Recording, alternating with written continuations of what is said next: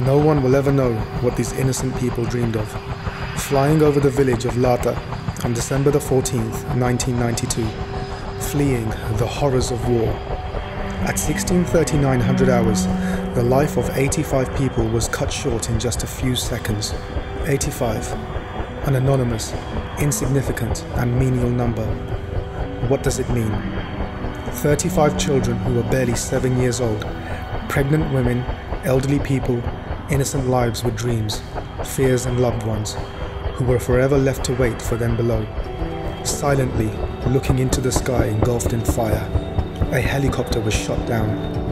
In every armed conflict, hundreds and thousands of innocent people die under bombs and missiles. The civilized world should not turn a blind eye to the brutal murders. They should not support the killers, help and encourage them. We appeal to the world that advocates for equality, justice and democracy to recognize the Lata tragedy that occurred on December the 14th, 1992 during the Georgian-Abkhaz War.